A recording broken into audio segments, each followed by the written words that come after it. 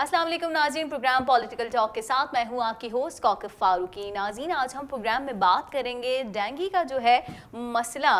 हम देख रहे हैं काफ़ी टाइम से जो है वो सॉल्व होने का नाम नहीं ले रहा। जब कभी भी हमारे मुल्क में डेंगू का हमला होता है तो हम मच्छर मारने के स्प्रे करते हैं और मुहिम भी स्टार्ट करते हैं। उसके बाद मसला जो है वो थोड़ी देर के लिए सॉर्ट आउट हो जाता है, लेकिन फिर मसला जो है वो जूं का तू ही रहता है। मसले को हम उसकी जड़ से ख़त्म नहीं करते। वो जड़ क्या है वो भी हम आपको बताएंगे। गंदगी, कूड़ा करकट, गलियों बाज़ारों में सीवरेज का पानी हम देख रहे हैं। पूरे बाज़ारों में सीवरेज का पानी जो है वो भरा हुआ है, जिससे जो लोग हैं उनको आने में काफ़ी मुश्किलात जो हैं दरपेश आ रही हैं। हमने हर तरह से देखा है कि मुहिम निकाली जाती है। इदारे जो हैं वो कभी डेंगू स्प्रे मुहिम निकालते हैं, कभी कुत्ता मार मुहिम निकाली जाती है, कभी कुछ निकाला जाता है, लेकिन उसकी जो मतलब एक जड़ है उसको क्यों नहीं हम ख़त्म करते। कुछ टाइम के लिए हम देखते हैं ये मसला सॉल्व हो जाता है, लेकिन बाद में जो है ये फिर दोबारा से उजागर हो जाता है। तो हमें उस जड़ को ख़त्म करने की ज़रूरत है, जो कि हम नहीं करते हैं। और हमारे अस्पतालों में जो है, हम देख लें हमारे अस्पतालों में निज़ाम, हमें अस्पतालों में डॉक्टरों की ज़रूरत तो है, लेकिन ये सेहत के मसाइल के हल के बुनियादी नुस्खे नहीं हैं। मतलब डॉक्टर तो मौजूद हैं, ठीक है, हम बीमार अस्पताल जा रहे हैं, लेकिन मेडिसिन्स वहाँ पर मौजूद नहीं हैं, तो फिर कुछ फ़ायदा नहीं है। जब तक हम कौम को पीने का साफ़ पानी मुहैया नहीं करेंगे, सांस लेने के लिए साफ़ हवा जो है वो प्रोवाइड नहीं करेंगे, आसपास जो गंदगी है उसको हम साफ़ नहीं करेंगे, तो हम जो है वो सरवाइव नहीं कर सकते। इन तमाम मसाइल पर भी हम बात करेंगे और कुछ बात करेंगे पॉलिटिकल सिचुएशन पर भी। नवाज शरीफ बाहर जाएंगे या नहीं ये तो देखना होगा हमें। ज़ेली कमेटी के फ़ैसले को अभी मद्देनज़र रखना होगा कि ज़ेली कमेटी का फ़ैसला जो है वो क्या आता है, और नून लीग जो है नवाज़ शरीफ की सेहत पर जो है वो सियासत ना करे। फवाद चौधरी जो है हमें हमेशा से जो है काफ़ी एक्टिव दिखाई देते हैं, और इस टाइम पर भी जो है वो ये बात उनकी सामने आई है कि नून लीग जो है नवाज़ शरीफ पर सियासत ना करें। उनको लगता है कि नवाज़ शरीफ साहब पर जो है वो सियासत की जा रही है। और मरियम औरंगज़ेब भी जो है किसी से पीछे नहीं है। उनका भी जवाब आया कि नवाज़ शरीफ की बैरून मुल्क रवानगी को मशरूत नहीं किया जाए, उनको जाने की इजाज़त दी जाए, उनकी तबीयत जो है वो नासाज है। और कुछ बात कर लेते हैं। करतारपुर राहदारी का इफ्तिताह कर दिया गया है, एक अच्छा इकदाम है। अमन का दरवाज़ा जो है वो खोल दिया गया है सिख यात्रियों के लिए, इस पर भी हम बात करेंगे। और मकबूजा कश्मीर में कर्फ्यू को 100 दिन से ज़्यादा हो गए हैं, इस पर भी हम बात करेंगे। आखिर आलमी ज़मीर कब जागेगा और कब इस मसले को जो है हम हल कर पाएंगे। और जरदारी साहब की भी खबरें गर्दिश कर रही हैं कि उनको भी रिलीफ जो है वो बहुत जल्द मिल जाएगा। अच्छी खबर सामने आने वाली है। और मौलाना फजल रहमान का जो मार्च है वो जारी और सारी है, उस पर भी हम बात करेंगे। ये तमाम हमारे पास इश्यूज़ मौजूद हैं जिन पर बात करने के लिए हमने दावत दी है अपने प्रोग्राम में, जो बहुत सारे टीवी चैनल्स पर आजकल हमें नज़र आते रहते हैं। काशिफ हयात हमारे साथ आज मौजूद हैं, सीनियर जो है उनके तज्ज़िये जो है, अब तो हम कहेंगे कि सीनियर हो गए हैं, वो सीनियर एनालिस्ट हो गए हैं, क्योंकि उनके तज्ज़िये जो है काफ़ी सॉलिड होते हैं, हम देख रहे होते हैं। तो आज हमने भी कहा कि उनका तज्ज़िया हम आप तक पहुँचाएँगे। बहुत शुक्रिया काशिफ, आप हमारे प्रोग्राम में आए। काशिफ, सबसे पहले तो हम बात कर लेते हैं, आपने भी देखा होगा कि हमारे आसपास कितनी गंदगी जो है वो बढ़ती चली जा रही है। नॉर्मली अगर हम ट्रैवल कर रहे होते हैं तो देख रहे होते हैं कूड़ा करकट हमें जगह जगह पड़ा हुआ नज़र आता है, सीवरेज का पानी है जिसकी वजह से ट्रैफिक का फ़्लो जो है वो बहुत मुतासर होता है और हमें आमदोरफ्त में मुश्किलात का सामना होता है, ट्रैवलिंग में बहुत मुश्किलात होती हैं, रोडों की बुरी हालत है। आपको क्या लगता है ये मसाइल कब हल होंगे? बिस्मिल्लाहिर्रहमानिर्रहीम। Thank you very much for inviting me first of all. और आपके बहुत सारे सवालात हैं, बिल्कुल, और तमाम सवालात जो हैं वो समहाउ एक दूसरे से इंटरलिंक्ड हैं। तो अगर मैं उठा के वन बाय वन चीज़ें लेके चलूँगा तो किसी एक पॉइंट पे पहुँचेंगे और जो तमाम मसाइल के शायद हल होंगे। बिल्कुल। हम लोग शायद ज़्यादातर बात करते हैं टॉक शोज़ में, किसी भी महफिल में बैठते हैं तो ज़्यादातर आप देखेंगे कि लोग बात करते हैं प्रॉब्लम्स के ऊपर, लेकिन अगर हम लोग सॉल्यूशन ओरिएंटेड बन के सोचें चीज़ों को तो शायद हम एज अ कौम मसाइल के हल खुद निकालना शुरू कर देंगे। अभी आपने गंदगी की बात की, आपने बात की कि जो यहाँ पर डेंगू के मसाइल चल रहे हैं, आपने फिर ये बात की ये गंदे पानी जो है, सीवरेज का निज़ाम, ये सारे के सारे अगर आप वन बाय वन उठा के देखें तो इसके अंदर हमें जो चीज़ नज़र आ रही है वो मिस मैनेजमेंट नज़र आ रही है। हमारे पास चीज़ों को सिर्फ मैनेज नहीं किया जा रहा प्रॉपरली। अगर आज डेंगू के इतने ज़्यादा मसाइल हैं, आज अगर हमारे यहाँ पाकिस्तान में पोलियो का मसला चल रहा है, तो इन तमाम वजह हमारे लिए बेसिकली एज अ पाकिस्तानी ये शर्मिंदगी की बात है कि ये वो तमाम बीमारियाँ जो अब दुनिया में कहीं नज़र नहीं आती हैं, वो बीमारियाँ हमारे मुल्क में अभी भी पाई जाती हैं। जहाँ तक मेरी इन्फॉर्मेशन है آپ کا پولیو اس وقت صرف پاکستان ایسا دنیا میں ملک ہے جس کے پانی میں پولیو رہ گیا، باقی اور کہیں پہ بھی نہیں رہا ہے. اگر آپ دیکھیں تو اس کی کیا وجوہات ہیں. مین وجوہات وہ گندگی ہے.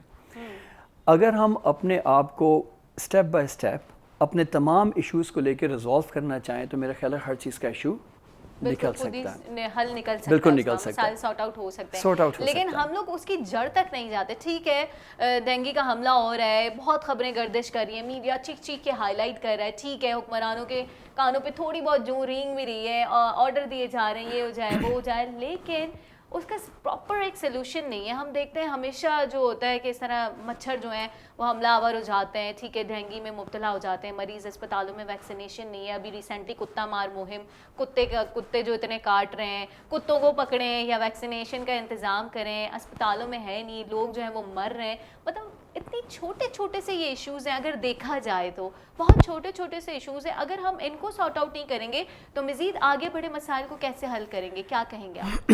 بالکل آپ صحیح کہہ رہی ہیں کوکب. میں آپ کو یہ بتاتا ہوں پچھلے 10 سال کا اگر آپ ریکارڈ اٹھا کے دیکھیں خالی سندھ کا، تو سندھ کے اندر آپ کو لاسٹ 10 ایئرز میں ملیں گے 27,000 سے زیادہ کیسز رجسٹرڈ ہیں جو کہ کتے کے کاٹنے سے جو ہیں لوگ جو ہیں وہ مرے ہیں یا افیکٹڈ ہوئے ہیں. اینٹی ریبیز جو ویکسینیشن ہے وہ پاکستان میں اویلیبل نہیں ہے. آپ مجھے بتائیں کہ اگر ہمارے پاس یا تو ایک حل یہ ہو کہ جو ہمارے پاس اتنے اسٹریٹ ڈاگز ہیں ان کا یا تو ہمیں کوئی پراپر سولوشن نکالنا چاہیے. اگر ہم ان کا ہی پراپر سولوشن نکال دیں تو شاید ہمیں اتنی ویکسینیشن کی ضرورت نہ پڑے.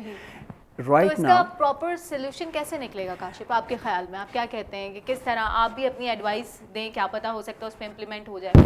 I hope so. میں تو کیونکہ باہر سے میں آیا ہی یہاں پر انٹرنیشنل پرسپیکٹیو لے کر آیا ہوں کہ دوسرے ملکوں میں چیزیں کیا ہو رہی ہیں اور کیسے ہو رہی ہیں اور پاکستان میں ان کو کرنا چاہیے اور کیوں نہیں کیا جا رہا. تو اس پہ ڈیفینیٹلی میری نظر بھی ہے اور میری کوششیں بھی جاری ہیں. میں فیڈرل گورنمنٹ کے ساتھ بھی مل کے کام کر رہا ہوں اس پہ. جو پرابلم میں دیکھ رہا ہوں یہاں پر یہ ہے نمبر 1.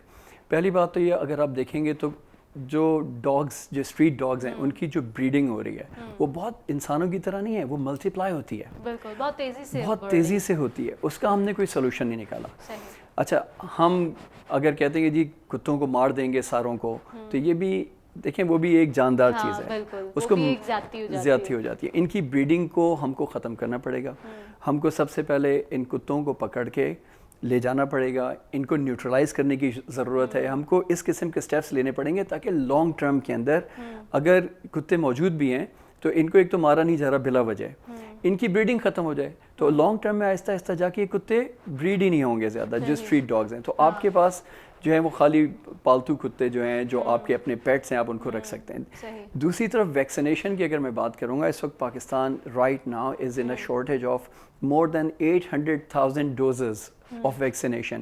آپ مجھے بتائیں کہ اتنے لوگ مر رہے ہیں، اتنے اسٹریٹ ڈاگز بڑھ رہے ہیں، اگر ہمارے پاس پراپر ویکسینز اویلیبل نہیں ہیں اس کی کیا وجہ ہے؟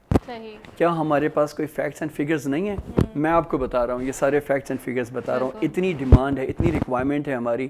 ہاسپٹلز میں آپ جائیں تو آپ کو سندھ میں کسی ہاسپٹل میں ملتے نہیں ہیں. پبلک ہاسپٹل کے اندر لوگ کیا کرتے ہیں، ہاسپٹلز وہ پرائیویٹ وینڈرز سے خریدنا شروع کر دیتے ہیں یہ ویکسینز. پرائیویٹ وینڈرز کے پاس شارٹ فال ہو جاتی ہے.